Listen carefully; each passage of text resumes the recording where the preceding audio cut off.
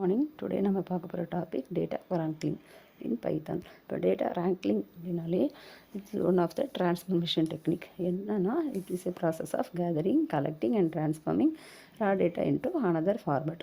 எதுக்காகனா for better understanding, decision making and analysing listing பண்ணுறதுக்காக. So data wranglingோட இன்னொரு நேம் வந்து டேட்டா மங்கிங் அப்படின்னு சொல்லுவோம். ஸோ இதில் வந்து நம்மளுக்கு என்னென்ன டாஸ்க் இருக்கும் அப்படின்னா discovering, structuring, cleaning, enrichment, validating and publishing. Discovering அப்படிங்கிறது இப்போ நம்ம ஒரு டேட்டா எடுக்கிறோம்னா அந்த டேட்டா பற்றி நம்மளுக்கு தரவாக தெரிஞ்சிருக்கணும். தென் அனலைஸ் பண்ணுவோம். நம்மளுக்கு எந்த மாதிரி டேட்டாஸ் வேணும் அப்படிங்கிறத ஃபஸ்ட்டு அனலைஸ் பண்ணுறதுக்காக, ஃபார் பெட்டர் அண்டர்ஸ்டாண்டிங்காக. ஸோ ஸ்ட்ரக்சரிங்கிறது நம்ம ஆர்கனைஸ் பண்ண டேட்டாவை கன்வெர்ட் இன்டு டேட்டாவாக டேபிள் ஃபார்மேட்டுக்கு நம்ம மாற்றுவோம். That is rose and columns அந்த மாதிரி மாற்றுறது.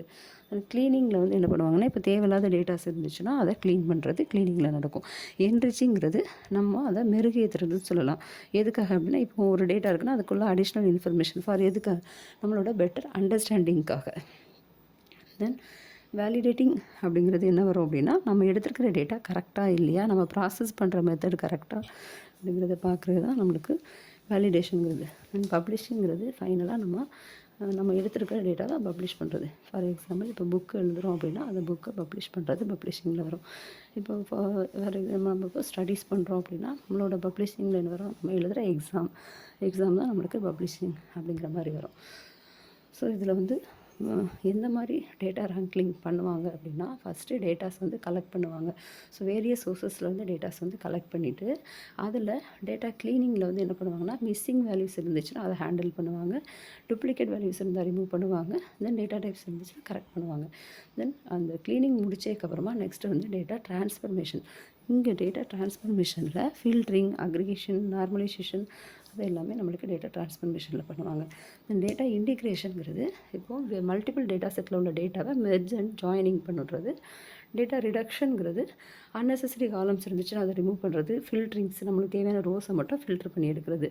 ஃபைனலாக டேட்டா வேலிடேஷன், நம்ம எடுத்துருக்க டேட்டாஸ் கரெக்டாக இல்லையா, அந்த கரெக்ட்னஸும் கன்சிஸ்டன்சியும் செக் பண்ணுறது தான் டேட்டா வேலிடேஷன் அப்படின்னு சொல்லுவோம். இப்போ எக்ஸாம்பிளுக்கு ஒரு ரியல் டைம் எக்ஸாம்பிளில் புக் செல்லிங் வெப்சைட் அப்படின்னு சொல்லி ஒன்று எடுத்துட்டோம் அப்படின்னா, இப்போ அந்த வெப்சைட்டில் வந்து நம்மளுக்கு டேட்டாஸ் வந்து எப்படி இருக்கும்னா ரா டேட்டாவாக இருக்கும். இந்த டேட்டாஸை ஹேண்டில் பண்ணுறது யாருன்னா டேட்டா wrangling. இப்போ டேட்டா wrangling வந்து சிஸ்டம் அதுவே செய்யாது. ஸோ இது வந்து யாரை வச்சு பண்ணுவாங்கன்னா டேட்டா சயின்டிஸ்ட் மூலமாக பண்ணுவாங்க.